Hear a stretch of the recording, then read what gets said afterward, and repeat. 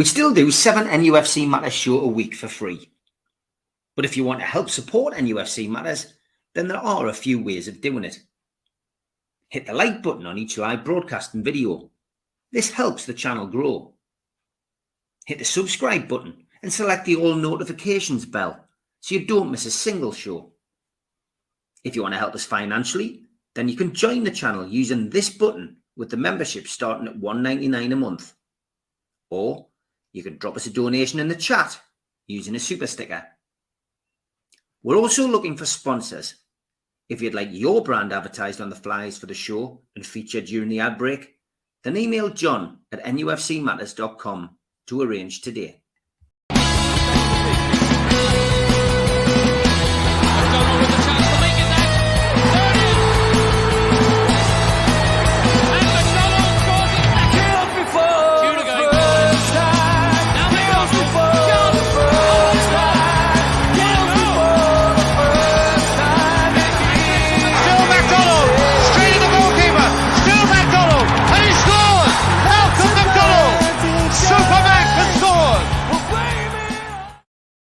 Good morning, welcome to nufc Matters with me, Steve Wraith. It is Thursday morning. Delighted to welcome the two legends, Supermac and Gibbo. How are you, lads?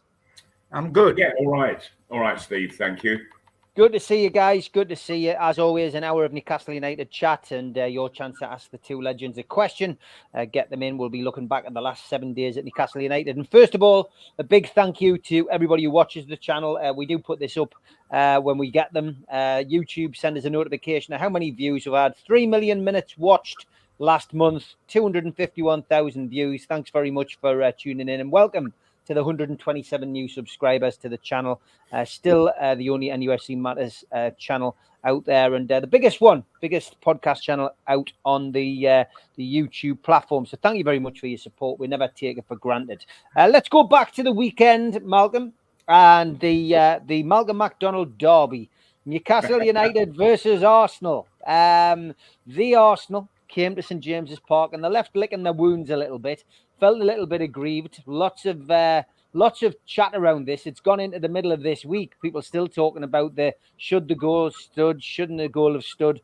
The only thing that matters, Malcolm, is the goal stood. Newcastle won 1-0, 3 points in the bag. Thank you very much. Another step towards Champions League qualification again next year. But what was your take on the game? I really enjoyed it, Mal. Yes, I did in a very tense way. Arteta, the manager, he was more spitting blood, I think, and has been all week, ever since.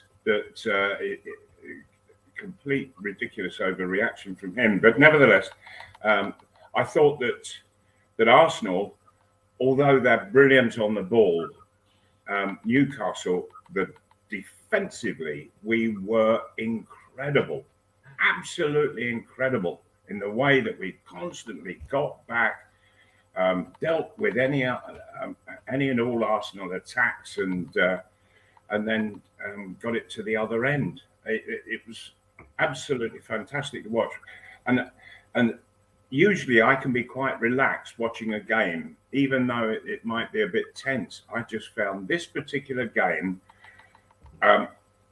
the football wasn't really of great quality necessarily, but the tension in the game I found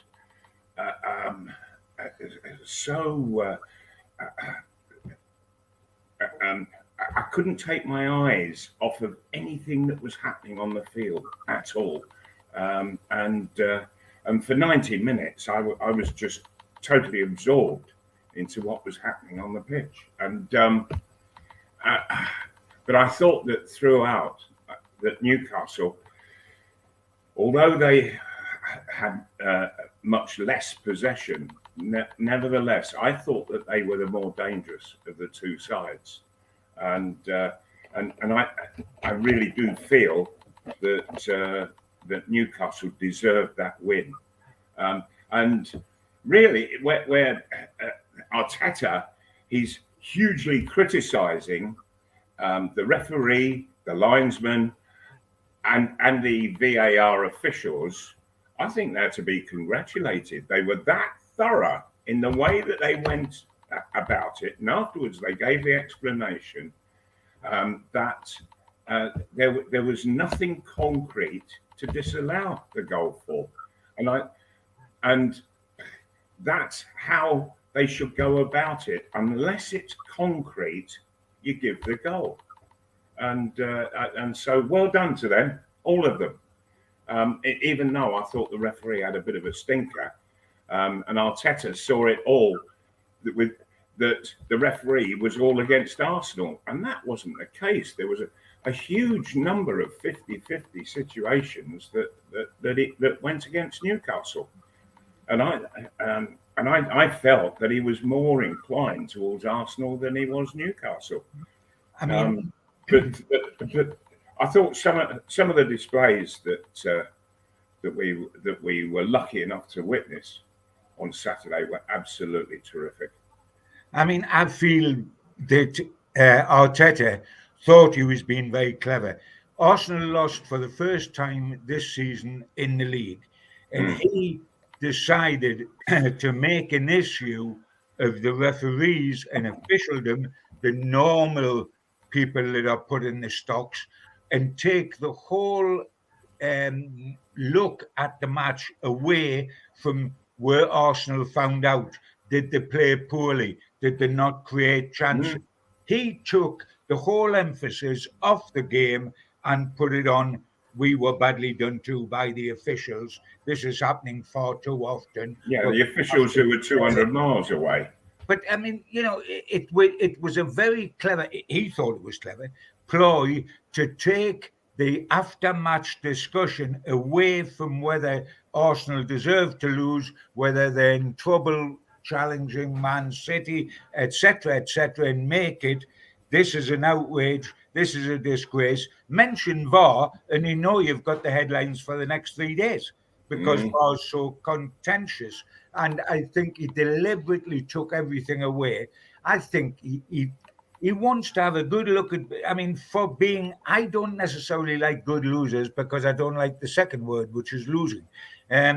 But there's a way to lose and there's a way to win. John, you're absolutely right on that. That's exactly how I felt. Yeah, he was an absolute disgrace. He should have looked at two people. He should have looked at the way Bobby Robson handled things in his time. An absolute gentleman that handled defeat with dignity. And I tell you what, 24 hours later, there was a war of attrition at Spurs v Chelsea, which was as fiery as Newcastle v Arsenal.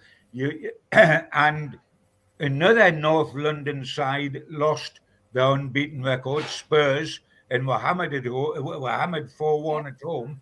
But the dignity shown by the big Greek Aussie was magnificent. He took it on the chin. He said, this happens. I'm not going to persecute officials. We lost. It might be contentious, but it swings and roundabouts. It happens. We'll dust ourselves up, but we will always be on the front foot and attack.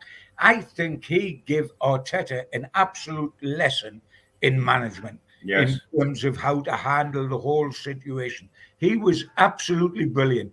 And he had more reason to be aggrieved, mind, than Arteta did. Because until the whole situation changed, and Spurs were in charge. Spurs had started brilliantly, got taken out their comfort zone, down to 9 men eventually, all sorts of things happening. It would have been very easy for him to go down the same route. He did not. And I think he gave an absolute example.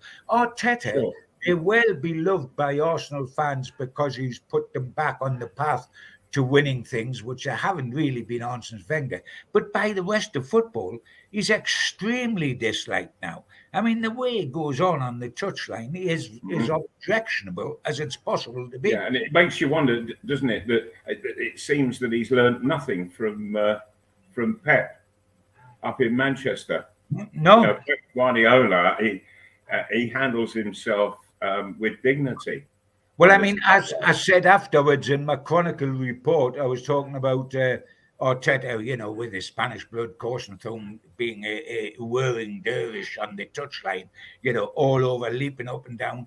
And of course, Eddie Howe, who has the mad dog to do that, just stands there, Mr. Cool, doing the English gentleman. And I said, if they'd both been rock guitarists, Arteta would be Pete Townsend of the who leapt all over the stage, and Eddie would be Bill Wyman when he was in the Rolling Stones, who just stood stone-faced and played his guitar and got on with it. Yeah. But totally different guys. But I mean, Arteta is really getting up my nose now. Before the game, during the game, and for a little while, the way it goes on. I mean, the fourth official spends his whole time trying to tie him inside the technical area outside of the dugout, because he's never in there. He's up and down the touchline. He's interfering. He's complaining. I mean, he's on the field more than his right back. I thought he was overlapping his right back at one stage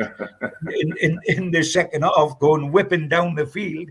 I mean, he's crazy. And it's a shame, because he's got an attractive side, and he's trying to divert attention away from a bad result. But he's also diverting attention away from a good side by repeatedly going on like this. Yes, he is. But he also diverted attention away from the fact that that Arsenal player should have been sent off. Oh yes, Havertz when he decapitated Sean Longstaff. Yeah. That never got a mention, by the way. That's right. That was no mention of that. Carpet. But it was a nasty tackle, and he knew exactly what he was doing. Yes, he did. Sure. Yes, he did. And he's got a history. He's got a recent history. Over the top and late. It was poor. It was really poor. I thought the whole match was a war of attrition. I fully follow what you said, Malcolm, that you couldn't. It's a nail biter. It's tension. All the way through. And the game the next day, funny enough, although less tension for us because we weren't involved, but I thought Spurs and Chelsea was exactly the same sort of game. Yes. But I thought we were terrific. And when you think of the number of games we've played with the squad that we have, which is getting reduced by the moment, I mean, we can now run a lottery. When Newcastle run out on the pitch, why don't all get numbers and draw them out of a hat about which bloke is going to go off injured first? Because targets going. I mean, I then watched us play Dortmund, and within 5 minutes, Joe Willock's gone down on the far side, and I thought, well, he's won the bet today. Like, it's going to be Joe today. It's getting absolutely ridiculous. It's getting absurd. I mean, it's getting to the stage where I hope, and I'm not trying to be a scaremonger here or anything, but I hope, and I'm certain Eddie will be having a look at things and having an investigation to make certain nothing's happening in training that's heightening, like pressure training, and that's heightening we are getting. Can you be as unlucky as this? I guess the answer must be yes, but we are getting so many injuries, and not one of them, by the way, is a niggle where he's going to miss Saturday, but he then plays the following Tuesday. The guy's out for ages. We get guys going down, whether it's Byrne, whether it's Barnes, whether it was Willock originally, and out for an eternity. Right. Well, we play a very, very high tempo game. Yeah, exactly, which Very is a high. stress, physical stress. Yes. Now, and the football authorities are purposefully holding Newcastle back on their numbers, and considering the fixture list that they have, to include the Champions League and Cup fixtures and what have you, on top of the Premier League,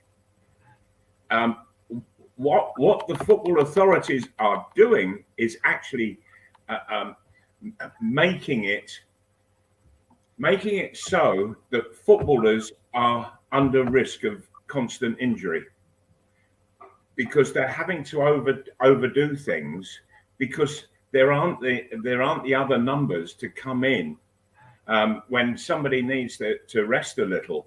And when you think that Manchester City, they can put out two sides of equal strength, just about. That's their first team squad. 2 teams. Newcastle, they're struggling to find one at the moment. Yeah, but I mean, that builds up over a period of time, doesn't it? And we are just starting this journey. Man City have been on this journey for young. But there should be a special dispensation. If you qualify for the Champions League, then Newcastle should have been allowed to at least bring in another 3 or 4 players. They'll never do that for individual clubs, or Malcolm, because those players you bring in, the 3 or 4 you brought in because you've made the Champions League, can also play in your Premier League side. And that's everybody else in the country to disadvantage. Or we can top up by another 4 who will go on and help us beat you in the Premier League. They'll never, ever, ever, ever go down that route. But I know where you're coming from. Sure. But and also, John, that we played this high-tempo game, and players are putting themselves at greater stress playing that type of a game than they are a slower. But of course, that's our choice to play a high-tempo game. Yes, that's the choice. But playing devil's advocate, numbers. Yeah, playing devil's advocate, they would say, "Well, that's your choice to play high-tempo, and you're going to have to play the kids if it happens."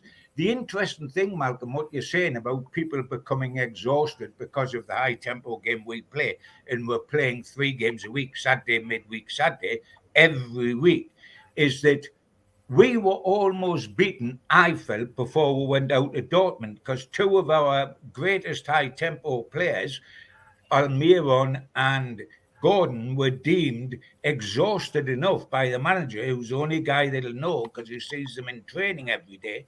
They were deemed exhausted enough for them not to be able to start in Dortmund. And consequently, we went out to the team in Dortmund. We had Levramenko, a top player, but a 21-year-old right back who kicked off on the right wing because Almiron couldn't play. We had Hall playing at left back, who was at kickoff the youngest ever Newcastle United player to play in the Champions League. Ironically, that title was taken off him about an hour later when Lewis Miley went on, because he was younger still. But you know, and we had a skipper, and I'm not about him, Lascelles, who kind of get in the team when everybody's fit, kind of get in the team, and he's skippering us in the Champions League. We were right down to the bones, but to be able to have to go into a match of the importance of Dortmund to the Champions League placings and not be able to start Gordon, and by the way, I can understand why we couldn't start Gordon and Almiron. I watched Gordon very closely at the end of the Arsenal game, and he was magnificent in the effort he put in, which he always is. Yes. At the end, he couldn't drag himself off the pitch on the final whistle. His legs, he was that exhausted with all the running he did, because remember, he ended up centre forward when That's right. went off. He was that exhausted, he couldn't drag himself off the pitch. So it wasn't a surprise that he couldn't start in Dortmund. But when you have Almiron and Gordon, who you hope just to bring on late as a impact sub, but of course things changed and Wilson did his usual. And ironically, John, that Murphy went down in the first few minutes. Oh, yeah. Originally, yes, against Arsenal when he did his shoulder again. Yeah, so he was a potential replacement for either one of those 2 guys. Well, sure. He was injured. On the other side, he's out, so there was changes couldn't be made. And I mean, we couldn't fill our bench. We had 4 academy players on the bench. We had 2 goalkeepers on the bench. 4 academy players, and we couldn't get 9. That's how badly off we were. Never mind. Yeah, okay. We have got a message from somebody this morning. It is from Stuart, who says, "Hi," he says, "when Malcolm's next on, could he please give a shout out to my mum, Pat Lawrence, the lady who claimed to have seen Malcolm in the 80s at Bedford train station in a white suit. He said she had a terrible fall at home in August. She's broken her shoulder and her arm, and she's been recovering ever since in a care facility. So can you give a shout out to Pat Lawrence, Malcolm?" Oh, indeed. Yes, I'm sorry to hear what's befallen you, Pat. And I used to use Bedford Station regular. I lived not far away from there, about sort of 5 miles north of Bedford, when I was playing for Arsenal, and then when I was managing Fulham. So and thoroughly enjoyed it there. But oh dear, Pat, I'm really sorry to hear the trouble that's befallen you. So I do wish you well, a speedy recovery, and back to top health. I'm certain, when I got a look at Malcolm just before the Arsenal game, that flipping white suit had come out of the cleaners again, and he was wearing it. I mean, well, he is hobnobbing it with a rightly these days at the match, so and rightly so. But that white suit might have to come back out the wardrobe in a couple of. And he's I've got no white suits in the wardrobe these days. Hey, I've still got those kipper ties, mate. Don't worry about it. The lovely thing about a kipper tie is you don't have to put a shirt on because you can't see the shirt. That's you can true. Just see the tie. Okay, let's speak about Dortmund. The Champions League. Look, we knew it was going to be tough. The group of death really is the group of death. With Milan beating PSG, it's put a cat amongst the pigeons. Newcastle in 2 games have gone from top to bottom, but it's still all there for the take, and Newcastle will have to do it the hard way. They've got to go to PSG and get at least a point and then beat Milan at home and hope the other results have gone their way. 2 wins, of course, would see Newcastle go through, but with an ever-diminishing squad, it's going to be difficult. But what I will say, Malcolm, is Dortmund, they're a good team. They weren't fancied. They weren't fancied when this group of death was announced. In fact, they were, probably looked at as Newcastle were, the team that was probably going to be fighting for the Europa spot. But they've done fantastically well. They deserve the victory at St James's Park. They deserve the victory on Tuesday night. From my perspective, I didn't feel too disappointed, especially with the side that Newcastle put out. I mean, we had Miley on the bench, we had De Boll on the bench, we had Parkinson on the bench, and Newcastle missing a whole host of players. Had Joe Linton scored the header, things might have been different, but we're still in it, Malcolm. That was the way I felt when we came out of it. It's going to be hard, but we're still in it. Yeah, for me, Dortmund, they are the best side out of all 4, without any shadow of doubt. But when you think that Newcastle, they have had a lot of success this season so far in their results, with a very high-paced, high-pressure game. Dortmund were even higher paced and putting on higher pressure. I thought they were absolutely superb on Tuesday night. I really did. They were actually quicker in everything that they did than Newcastle, and Newcastle usually their streets ahead of everybody else, and so they will for sure finish top. But can we go to PSG and win? Is that so impossible? I just have the feeling, after what I saw at St James Park, for all the possession that PSG had, they hardly got a shot at goal. And Newcastle, what they did to PSG, they did to Arsenal just last Saturday. They reduced Arsenal to 1 shot at goal over the 90 minutes. So if that's achievable over there in Paris, who knows? Newcastle may well get a result. I think, though, that we need to see some of the injuries. I was going to say, Malcolm, you hit the nail on the head. I was going to say, for me, if Steve said to me now, well, will we get a result in Paris? Can we get a result in Paris? My immediate answer would be it depends on what team we put out. If we've got Gordon and Almiron sitting on the bench and we're playing kids like Hall and bringing Miley on, and these are going to be great kids, but I'm talking about in the Champions League now, then it's very difficult. I think Paris remind me of typical sides that are so arrogant, so aloof, think God owes them a living, that they travel horribly, but they do okay at home. They stuck their hand away. They come to us. They lost to the AC Milan, who hadn't won a game the other night, but they produce a result at home where they've just got to get out of bed and go to the stadium, do their little bit and go home. They produce results at home, which makes it hard. It's all if with us, isn't it? If only, I mean, I've been waiting for games to catch up with Newcastle. Newcastle have been defying the odds. But King Canute couldn't tell the sea to go back, and it went back every time he told it to. It doesn't happen that way. And we have been, I mean, how we produced that Arsenal. But when you think of Arsenal, how much did we expand in terms of energy and commitment in the Arsenal game? To go to the well again, a couple, 2-3 days later, and have to play at the same intensity with half your players missing becomes impossible. I mean, the only team to beat Newcastle in the last 13 fixtures is Dortmund, who did it twice. Yes. They're the only team to beat them in the last 13. But each time I've seen the defiance of Newcastle. I mean, we went down to Manchester United with a reserve side, and I thought we're going to get hammered. And we hammered them.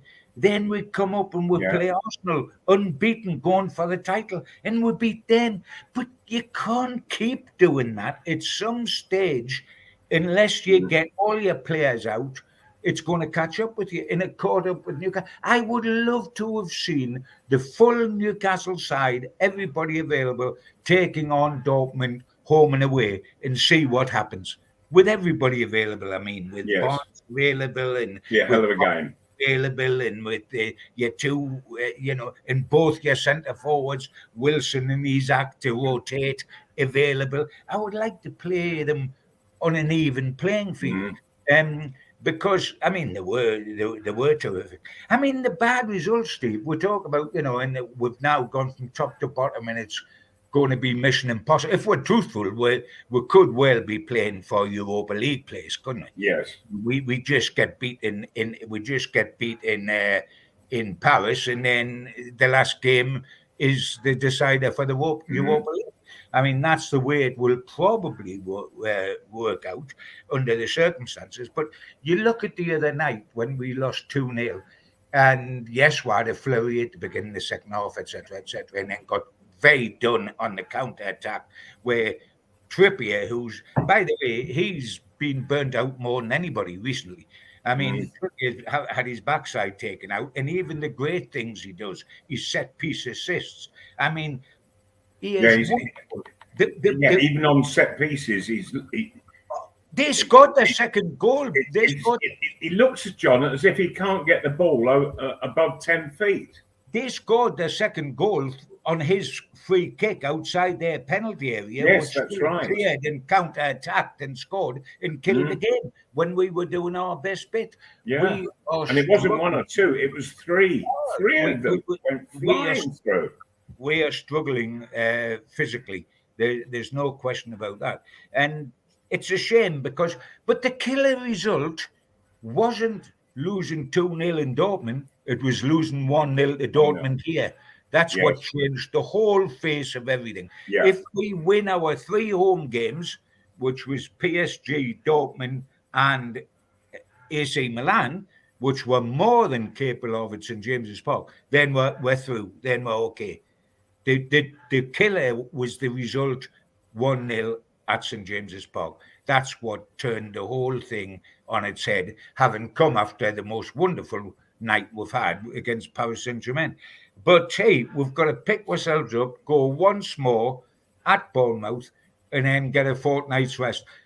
Ironically, not a rest for the players good enough to be in international squads, but a rest for other players and a chance in that fortnight to get closer to getting players back.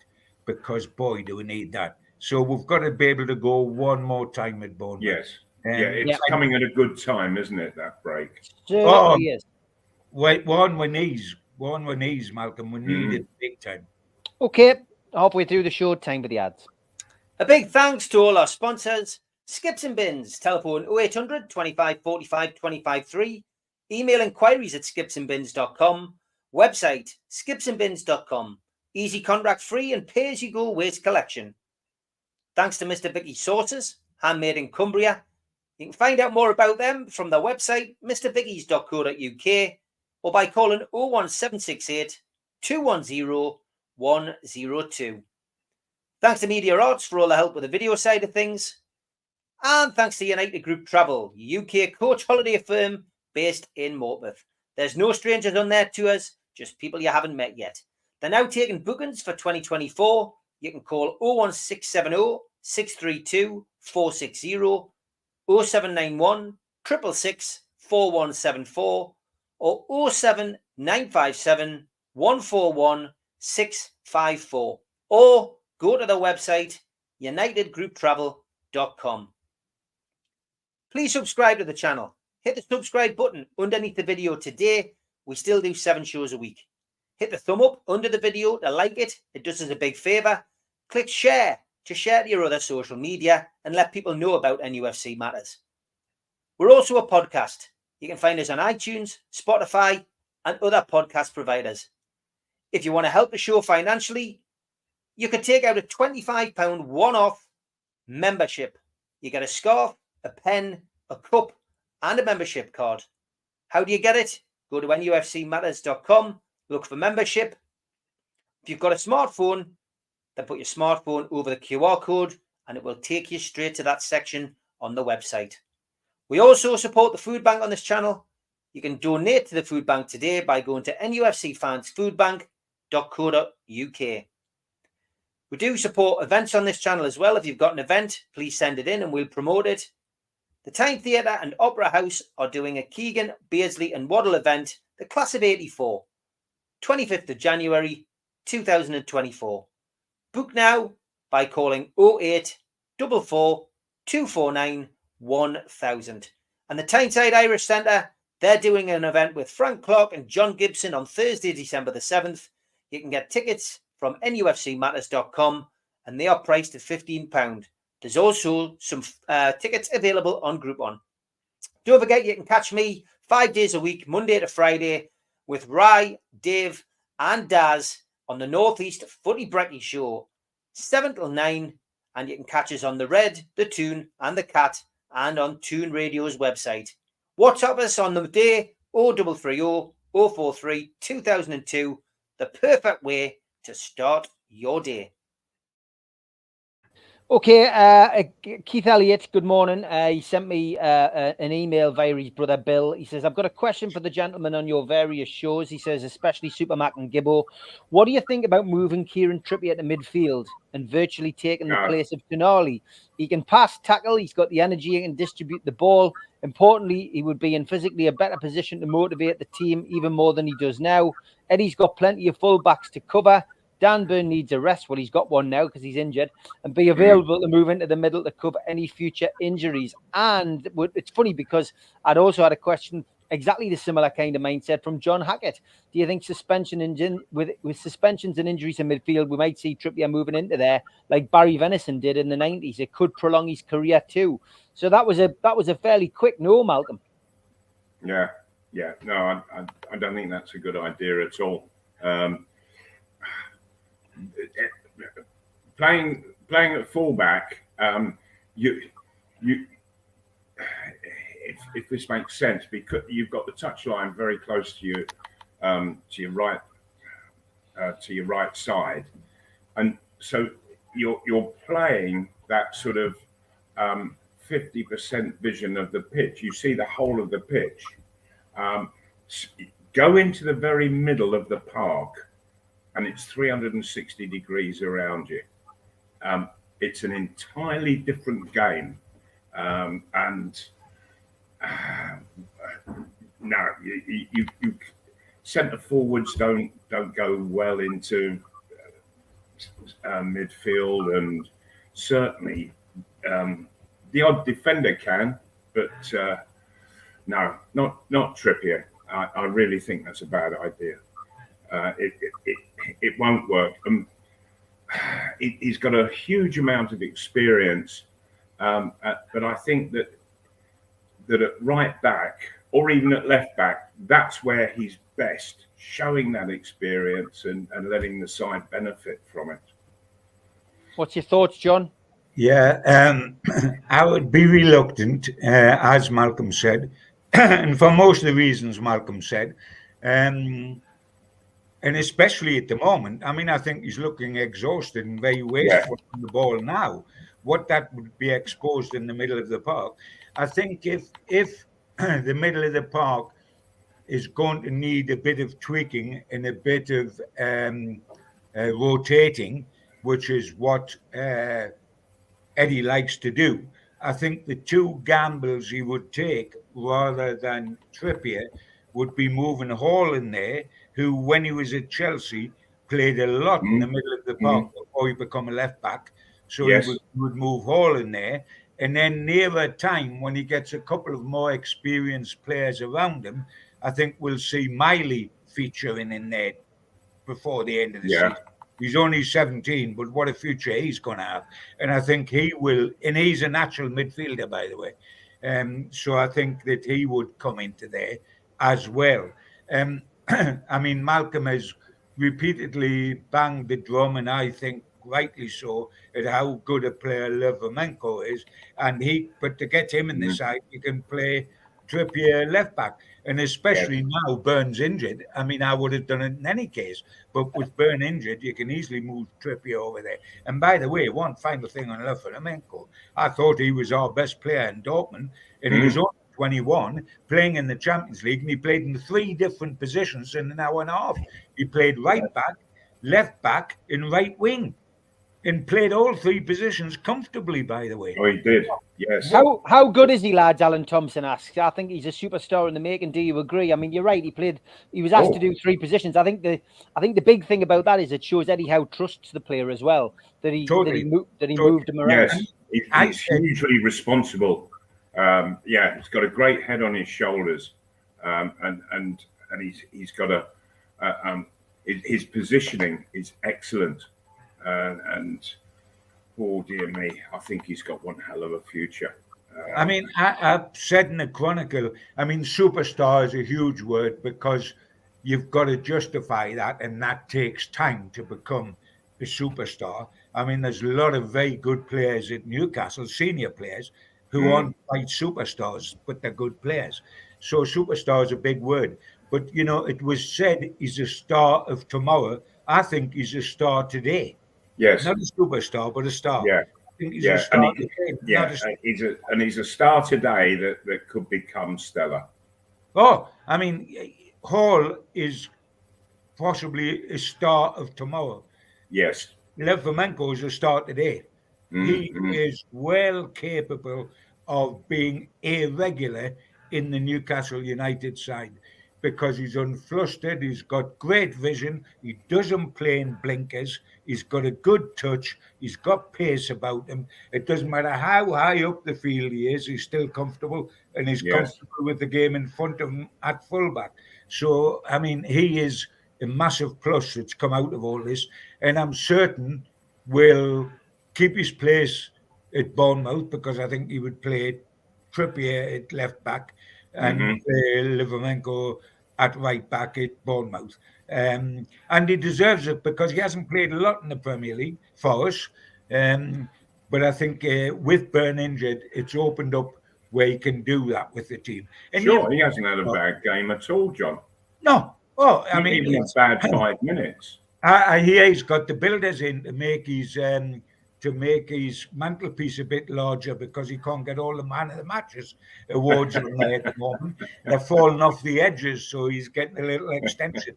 I mean, he must have played 3 games, Man City, Man United in the League Cup, and that game at Dortmund, and arguably been Newcastle's Man of the Match in all 3 games. Yeah, and he's played sort of different roles, because again, that first game at Man City, against Man City, that was a man-for-man marking job, and he did the job brilliantly, and just stopped the fella from playing. On Grealish. Yeah. And he's the run on the goal when he set up a goal. It was at Man U What a Yes. run, what vision there was there.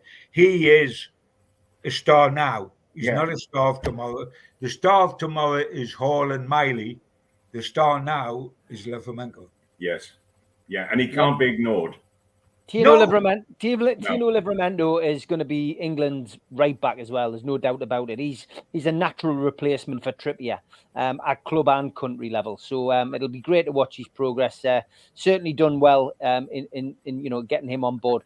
Jinky Smith, whatever happened to Jinky Smith was a question there, John. I've lost it on the screen now, but one of our regulars asked us that. He's still alive and well, isn't he? Yes, he is. He is, and he's still getting round reunions with the players. He's never been one for the limelight. He looked as if he was on the field because he played with that arrogance and wanted to nutmeg people. But off the field, he's always quiet. He would never do talk-ins to go and talk on stage. Not his idea of life. But he is still very much around. He still very much meets up with a lot of old pals from his old playing days, especially, funny enough, the guys who weren't the superstars. You know, he's big friends with Ray Ellison and John Cowan and various, all those boys. And he's a very good friend of theirs, and still very much a lad who, like so many Newcastle players, I always say, come to Newcastle and you fall in love with the city. And how many top players who aren't from this area live in the city now? Malcolm is obviously one of them. Bob Moncur, Scott, is one of them. Jim Smith is one of them. David Craig from Northern Ireland is another one. Once you come here and fall in love with the area, and I mean, Ollie Bernard and Nobby Solano spends as much time in the northeast as he does in Peru or in Sweden. Yeah, he's over here at the moment, Nobby. Yeah, he just loves Newcastle. He would be here permanently, but look, what took him back was the coaching job that he did. Sorry, but that's come to Peru. To Peru, he was assistant. That's come to an end, and he's back here. Yeah, well, he went over to Fleetingly to Sweden, didn't he? To manage in the second division, but he's back. But loads and loads of players who weren't from this area come to this area and either go away to be managers or to play elsewhere, but eventually drift back. It's that sort of area. Now, I'm a little bit biased, so I can understand where all these boys are coming from, but because they're coming back to God's own country. Okay, we're going to look ahead now to the game this coming weekend. Newcastle United, of course, take on Bournemouth in their final game before the latest of our international breaks. And this is the Eddie Howe derby. It's a 5:30 kickoff. It is live on Sky Sports at the Vitality Stadium. And Newcastle come into the game looking to extend a 7-game unbeaten run in the Premier League. They are undefeated in the Premier League on this ground in all 5 visits, winning twice and drawing on 3 occasions. Big doubt now over Callum Wilson, sadly. He was taken off at half-time in Dortmund with a hamstring issue. It doesn't sound promising. Doesn't sound like he will be risked. And sounds as if he's had this problem for ages. He's going to have a rest. He's going to have a rest, isn't he? I'm sure. He's just overstretching what's already a problem for him anyway. So he joins Dan Burn, Sandro Tonali, Sven Botman, Harvey Barnes, Jacob Murphy, Elliot Anderson, Matt Targett, Javier Manquillo, Alexander Isak, and Bruno, who was suspended for this game after hitting the 5-card mark. Good news, well, there is some. Emil Kraft and Matt Ritchie, who were both omitted from the Champions League squad, are both available for this game. Sean Longstaff goes into this game 1 booking away from an automatic 1-match ban, so he's on 4 yellow cards. As for Bournemouth, they have a new man in the dugout these days, Andoni Iraola. His side have just won once in 11 Premier League games this season to date. That was a 2-1 home success against Burnley. Referee's been announced. That is Chris Kavanagh. It's his second appearance of the season, handling the Newcastle game. The other one was the 1-0 Carabao Cup win over Manchester City. And on VAR, it is John Brooks. This is a the next game, it's a big game because it's the next game, Malcolm. It's a game Newcastle with a full strength side would certainly be looking to go down and win and capitalise on. But it's tough when you read that list. It's a team in itself that's on the sidelines, Mal. Yeah, it is. It is, and this is where I find this fair play charter so dreadfully unfair. That when somebody's got a heavy number of games, that this is all very, very much against them. And of course, you read that injury list out, and it's quite frightening. And it's mainly all strains, and that's players being overworked, and it's the number of games that's causing it, along with this high tempo game that Newcastle play. Well, then it still gives people a chance, and we've had this wonderful surprise with Livramento. Hall is looking as if he's a perfect replacement wherever, and there will be one or two others as well. It's when Newcastle's on a bit of a high at the moment. I know we've just lost to Dortmund twice, but nevertheless we're still on a bit of a high. There's a lot of confidence in the dressing room, and when you put a couple of lads, young players in there, they feed off that confidence, and so that sort of enriches them when they get out on the field to play a senior game. I think that Bournemouth are under severe pressure at the moment. That relegation is absolutely looming on them, and they're going to be in a dogfight all the way to the end of the season with the three sides that were promoted last season. So there's 3 out of 4 to be relegated, and Bournemouth is sadly one of those 4. It does make you wonder when a club, its maximum gate is just over 11,000. How can they compete against the Man Uniteds and the Liverpools and the Newcastles and so on and so forth, the Arsenals and Tottenhams? They've really been playing so way above their station. What they've achieved is brilliant, and very similar, if not more so, under Eddie Howe when he was the manager there. He had 5 unbelievable seasons, and before then, he took them up. I think it was from level 4 to level 1 in about 5 years. Was it, John? Yeah, I mean, when he took over, Malcolm, they were in danger of going non-league. That's right. Yes. Yeah. So he catapulted over 3/4 of the football clubs in the football league. It was quite incredible, and so well done them. But there's not a lot more than that they're likely to achieve, simply because that circumstance will always hold them back. 11,000. That's only a seventh of what Man United can get into Old Trafford. Sure. It's a seventh of the income, and so on and so forth. It really is a very difficult battle for them, and the Premiership, and the clubs within it, is totally unforgiving. Yeah, Rich Jobler makes a point just about the injuries. He's saying they aren't all strains. He said it's a bit of a media narrative that. He said Barnes's foot injury was a freak injury. Isaac's injured, he says, with Sweden. Tonali was banned. He says, I could go on, but don't get sucked into the media narrative that Eddie's working them too hard. He said Botman injuries are wait and see, so we don't exactly know what that is.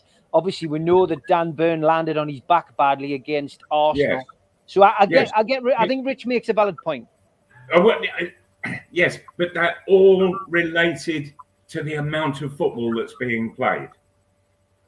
That's the point that I'm making. They're very much football stress injuries. Dan Burn's back, stress injury. Yes, he landed badly, and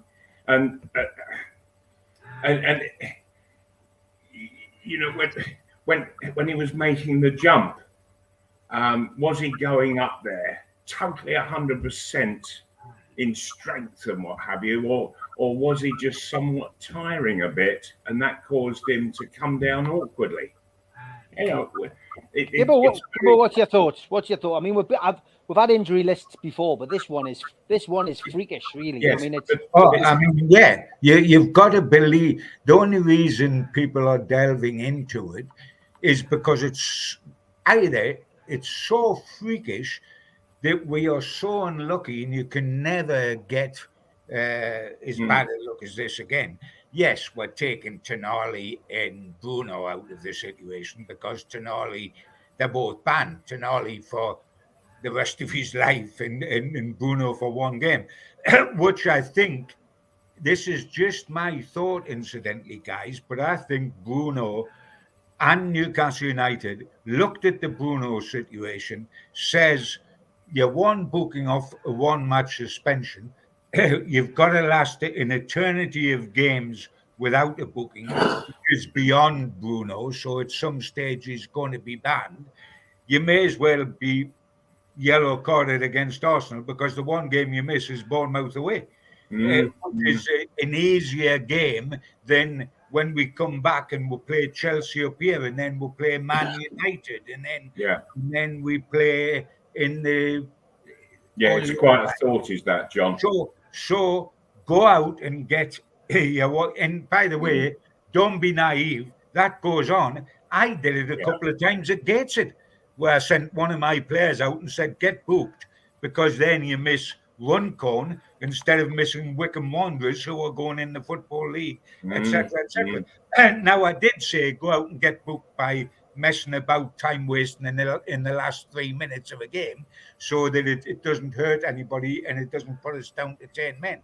But when you look at him against Arsenal, I mean, he was charging round. He looked as if he wanted to be booked. First of all, he's trying to elbow some Arsenal player in the head when he's running him, and then he did another foul which was quite ludicrous, and then he did the one which he actually got booked on, and did a real Lawrence of Olivier and went down clutching his head and appealing, oh, I'm unlucky and I didn't mean to do that. No, not much.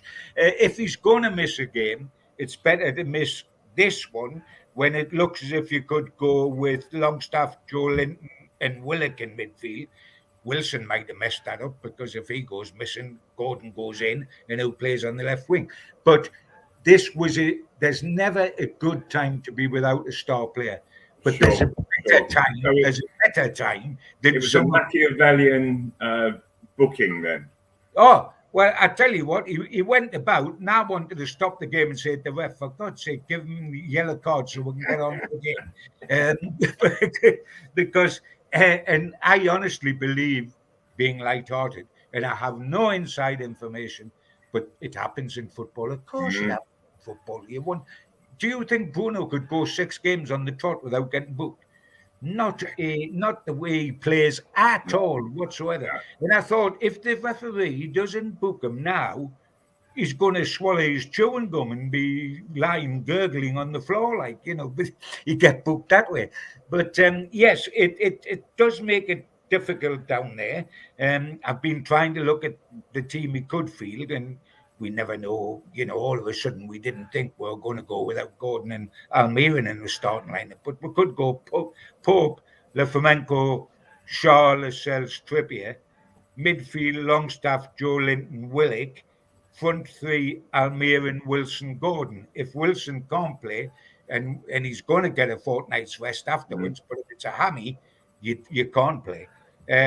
Gordon would have to go to centre forward. Then what do? Well, I guess you move Willock or Joe Linton to outside left, and you'd probably bring Young Hall into midfield where he can, or even gamble on Miley at this stage of life. But we're down to the bare bones. It is good that at least we get Kraft and Ritchie back on the bench. Yes.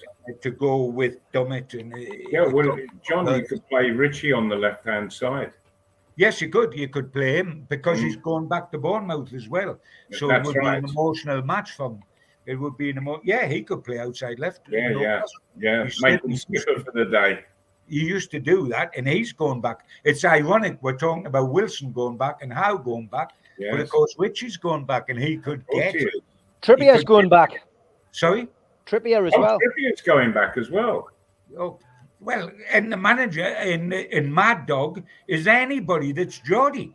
I mean, everybody's Bournemouth. I mean, they'll be. By the way, we're not playing for a fortnight after that, so they're all staying down there on the holidays and going on the beach and on the donkeys and giving it up to Daisy for a couple of weeks to rest the limbs. But getting back to the match and the serious business, and two things hit me. One, we cannot afford to lose. Because we're still playing a bit of catch up in the league. And if we love the Champions League, and by the way, you've just got to remember Paris Saint-Germain up here to realise how much we're in love with the Champions League, then you've got to get points this season to qualify next season, because the competition is huge this year. I mean, Liverpool and Spurs are making a huge effort to be in that top four. Where last season they weren't anywhere near that four. I know Manchester United are out the four, but those two are making a huge run for the four. So we're playing catch up. Now, people don't care whether you're tired or whether you've got injuries or it's only results that matter. We've got to go to Bournemouth and try to get maximum points. Absolutely, John. Yeah. We've got to go elsewhere where it's much more difficult. They're on the bones of their backside. They're in the bottom three. Going down already, I suggest it's either the three promoted sides in Bournemouth. It'll come 3 of the 4 to go down. It will be. With our full side, it would be no contest. We would win in a canter. Without our full side, and it's very much not our full side, I still think we'll nick it, but it'll take a Herculean effort. But I'm going for Newcastle to win. Yeah, but it's that opportunity for youngsters to get in there and shine. I'm going for a Newcastle 2-0, Malcolm. What are you going for? That's exactly what I'm going for. 2-0. 2-0, right. John? Yeah, well, I said Newcastle win 1-0 or 2-0. I don't care. If they want to win 8, like they did at Sheffield United, then I'll settle for it. I mean, very naughty all these people going back to Bournemouth and putting them down, but needs must. Yeah, okay, that's 3 wins for us on the panel today. Don't forget, if you want to meet Malcolm and John, you can get yourself along to the Coaching Horses Anfield playing Thursday, the 30th of November. Doors open 7 o'clock for a 7:30 start. Tickets are a tenner, and they're available from the pub itself. Just give the bar a ring at the Coaching Horses and buy your tickets today. Tickets are selling fast for that. It's in aid of Anfield playing FC. Lads, as always, been a pleasure. Catch you next Thursday at the same time. Take care, guys. Take care. Enjoy your football, everyone. Take care.